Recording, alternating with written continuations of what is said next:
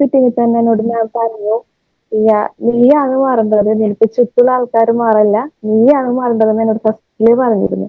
അത് കറക്റ്റ് ആയിട്ട് ഫോളോ ചെയ്തപ്പോഴാണ് എനിക്ക് മാറ്റം വന്നത്. നമ്മൾ മറ്റുള്ളവർ മാറാമെന്നാൽ നമ്മളുടെ ലൈഫിൽ ഒരു ചേഞ്ച് ഉണ്ടാവില്ല. നമ്മൾ മാറാം, നമുക്ക് വേണ്ടി മാറാം. കറക്റ്റ് മാം പറഞ്ഞ കാര്യങ്ങളൊക്കെ ഫോളോ ചെയ്യുക. എല്ലാ കാര്യങ്ങളും ഫോളോ ചെയ്താൽ എന്തായാലും മാറാൻ പറ്റും. അത് ഉറപ്പുള്ള കാര്യമാണ്. ഞാൻ അനുഭവിച്ചതാണ്. എനിക്ക് കരിയറിൽ മാറ്റം, ഞാനിപ്പോ ടീച്ചറായിരുന്നു, പ്രിൻസിപ്പളിലേക്ക് മാറാൻ പറ്റിയ അതിന് കാരണം മാമിന്റെ ഉപദേശങ്ങളാണ്. കറക്റ്റ് ഓരോന്ന് നമ്മൾ ഫോളോ ചെയ്തപ്പോൾ നമ്മളെ മറ്റുള്ളവരോട് കൊടുക്കുന്ന വാക്കുകളിലായാലും നമ്മളുടെ ഒരു ആറ്റിറ്റ്യൂഡൊക്കെ മാറാൻ തുടങ്ങും. പിന്നെ നമ്മൾ മൊത്തത്തിൽ അങ്ങോട്ട് മാറാൻ തുടങ്ങും. പിന്നെ നമുക്ക് ചുറ്റുമുള്ള ആൾക്കാരും നമ്മളെ അന്വേഷിച്ച് ഇങ്ങനെ വരും. നമ്മളോട് സൗഹൃദം അവര് ആഗ്രഹിക്കും.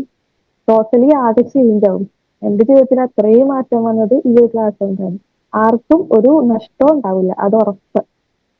ടീച്ചറിൽ നിന്ന് ഇപ്പൊ അതിലിരിക്കുന്നത് പ്രിൻസിപ്പൽ പോസ്റ്റിലാണ് അല്ലെ? നല്ലൊരു ഹാർട്ട് പാസ് ചെയ്ത് കൊടുത്തേ.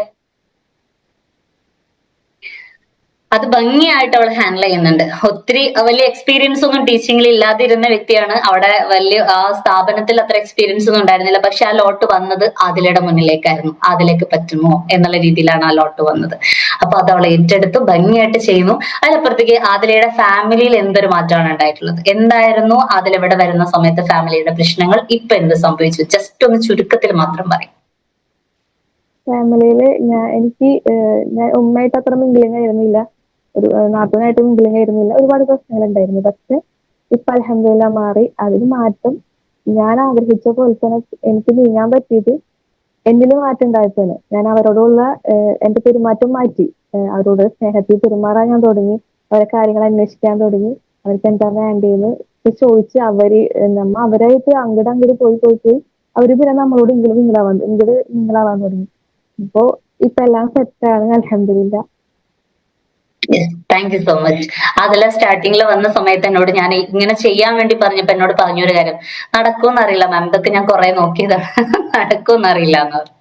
എന്തായാലും നീ ചെയ്യ്, അത് ഈ രൂപത്തിൽ ഒന്ന് ചെയ്യുന്നുള്ള രീതിയിൽ ഒരു മാറ്റം ചെറുതായിട്ടൊന്ന് കൊടുത്തപ്പോൾ അവിടെ സംഭവിച്ചത് മിറാക്കിളായിരുന്നു. പിന്നെ അവൾ അവിടെ പോയി, അവരെ കെട്ടിപ്പിടിച്ചു, ഭയങ്കര ഭയങ്കര സംഭവങ്ങളൊക്കെ അവിടെ ഉണ്ടായി.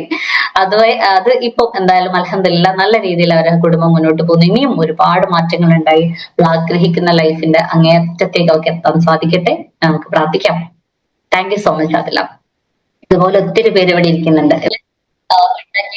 എന്ന് പറയുന്നത് അത് ക്ലാരിറ്റി കോഡിന്റെ ആ ഒരു തലത്തിലൂടെ അവർ ഇറങ്ങി വന്നപ്പോൾ അവർക്ക് കിട്ടിയിട്ടുള്ള മാത്രമാണ്. നിങ്ങളും നിങ്ങളുടെ ലൈഫിൽ ഈ ഒരു മാറ്റം ആഗ്രഹിക്കുന്നുണ്ടെങ്കിൽ എത്രയും പെട്ടെന്ന് ആക്ഷൻ എടുക്കുക. അധികം ഇങ്ങനെ സമയം ഇനിയും വെറുതെ കളയണ്ട. നമ്മുടെ ലൈഫ് ഒന്നല്ലേ ഉള്ളൂ. അത് വേഗത്തില് എന്താ പറയാ, നമ്മൾ ആഗ്രഹിക്കുന്ന രൂപത്തിൽ കൊണ്ടുപോകാൻ വേണ്ടിയിട്ട് നമുക്ക് സാധിക്കണമെങ്കിൽ മാറ്റം എടുക്കേണ്ടത് നമ്മളാണ്. അവസരങ്ങൾ എന്ന് പറഞ്ഞ് അന്ന് എടുത്തോ എന്ന് പറഞ്ഞിട്ട് നമുക്ക് തരുന്നില്ല. നമ്മളെ വാതിലിന് മുന്നിൽ ഇങ്ങനെ ഇട്ടിട്ട് വെച്ചിട്ടുണ്ടാവും.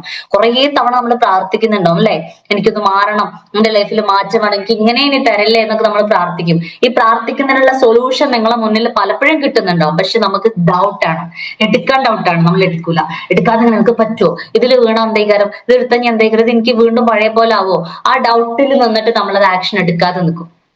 ഞാൻ എപ്പോഴും പറയാറുണ്ട്, നമ്മുടെ മുന്നിൽ ഒരു തീരുമാനം വരുന്ന സമയത്ത് നമ്മൾ ചോദിക്കുന്ന പ്രാർത്ഥനയുടെ ഉത്തരം നമ്മുടെ വാതിലിന് മുന്നിൽ ഇങ്ങനെ വരുമ്പോ പെട്ടെന്ന് കയറി എടുക്കുന്നതിന് പകരം നിങ്ങൾ അതിലേക്കൊന്ന് ഒരു വെള്ളത്തിൽ നമ്മൾ എങ്ങനെ ഇറങ്ങാം, നല്ലൊരു പുഴയാണ്, ആ പുഴയിലേക്ക് നമ്മൾ എങ്ങനെ ഇറങ്ങാം, ഫുള്ളായിട്ടങ്ങ് ഇറങ്ങും ആദ്യം ഇല്ല, നമുക്കൊരു പരിചയമില്ലാത്തൊരു പുഴയാണെങ്കിലും കുളമാണെന്ന് വിചാരിക്കുക, നമ്മൾ അവിടെ മൊത്തത്തിൽ ഇറങ്ങൂല, പക്ഷെ നമ്മളൊന്ന് കാലിട്ട് നോക്കും. ആദ്യം ഒന്ന് കാലിടും, കുഴപ്പമില്ല, ആഴമില്ല എന്ന് മനസ്സിലാക്കി കഴിഞ്ഞാൽ അടുത്ത കാല് വെക്കും.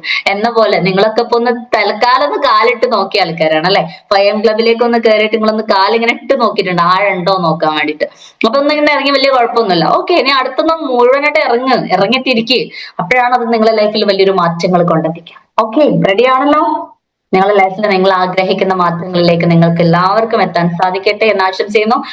റെഡി ആണെങ്കിൽ എല്ലാവരും ചാറ്റ് ബോക്സിൽ ഒന്ന് റെഡി എന്ന് ടൈപ്പ് ചെയ്യാം. എല്ലാവരും ടൈപ്പ് ചെയ്യണം കേട്ടോ. നിങ്ങളൊക്കെ ഒന്ന് ടൈപ്പ് ചെയ്യുന്നത് ആ സമയത്ത് നമ്മുടെ ബ്രെയിൻ ആക്റ്റീവ് ആകും.